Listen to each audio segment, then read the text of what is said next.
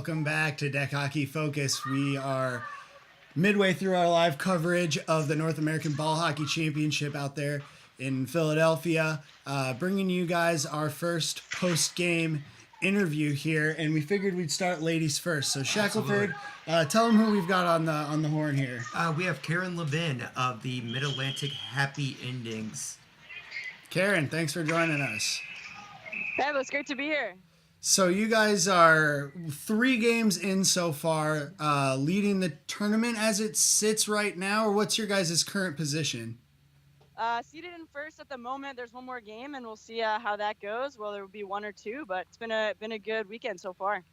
So couple of tough battles that we've seen, some tight games. I mean, across the board, whether it be men's, women's, or whatever. But what would you guys say right now is the team that you've got your eyes on that maybe is the team to beat, or the team that you guys are most concerned with?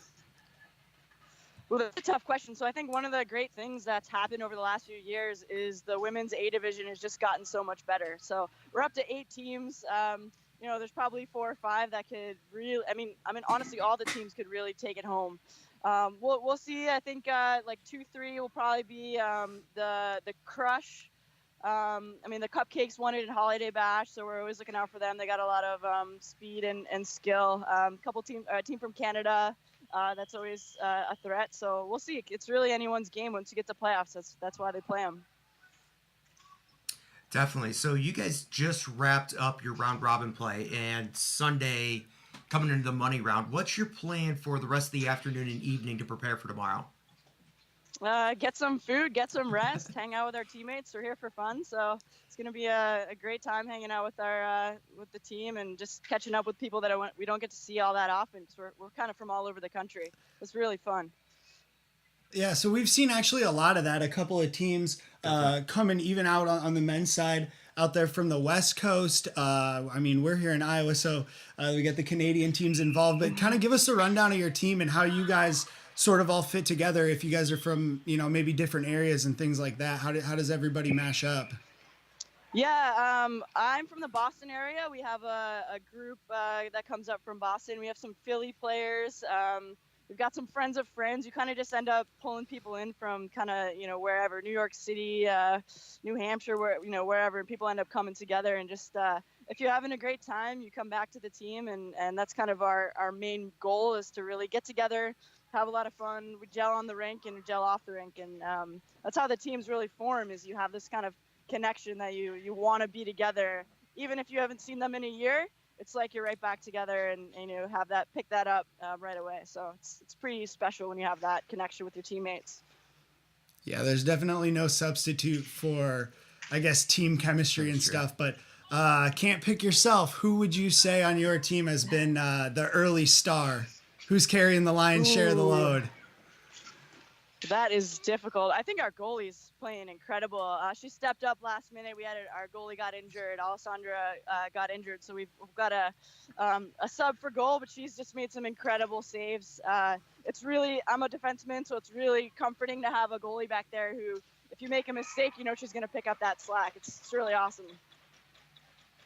Absolutely. And one of the things that we were talking about in our last interview and episode was with Alessandra. Yeah, with Alessandra as well. Big shoes to fill. Who Karen just mentioned was USA Ball Hockey, and in turn, the national team's going to Slovakia. So, Karen, in your opinion, how does a tournament like this, that's more aimed at the AAB level, prepare and prep for something at an international level? Yeah, that's a great question. I think we get to play with some of the teammates that we'll play with over in Slovakia, and that's huge to kind of get that chemistry going, right? Because we're from all over the country, so coming together to a tournament like this and getting to play maybe with a couple of your teammates that you'll be with over there, it's just a lot of fun. See all the rest of the teammates. Everyone's here playing on different teams, and you get to play against them, so you learn a little bit that way, and you get to play with some of them. We also just have our coaches here as well, so that's helpful to kind of hear what they're going to be telling us over there. We have time in game, make sure you're playing smart at the beginning and end of periods. These little things really help the team gel when you're coming together from all over the country to an international tournament where you really have a week to perform your best. So the two big questions I've got for you here before we let you go are, one, what's the predictions for Team USA coming up in international play? Because we kind of give the guys a hard time that if we've got any chance at seeing a medal in the United States, it's coming from the ladies. So what's the prediction there? And then what's the prediction for you guys after Sunday, after everything wraps up? What are your odds of winning it all? For this tournament or for Slovakia? I want to say both. So I think going over to Slovakia, we want gold. Like that's what we want. We came off last time with silver. That was huge, beating Canada for the first time, and we're gonna go in there, just try to win every battle, control what we can control in our games, try to play our game, and hopefully that leads us to the biggest game, and hopefully that leads us to at least an opportunity to play for gold, and we'll see what happens. We clawed our way back in the Czech, so we ended up being down by a goal, scored with about a minute left to tie it up and go into overtime for that gold medal game, and they scored on a kind of a fluke goal, and that's kind of how it goes. So we're hoping that we get some of that, I want to say puck luck, but some of that luck next time where the ball kind of goes our way, and we're aiming for that gold. We don't think you guys need any luck, but I think you guys are maybe the front runner right now. There's still a couple of games left to be played.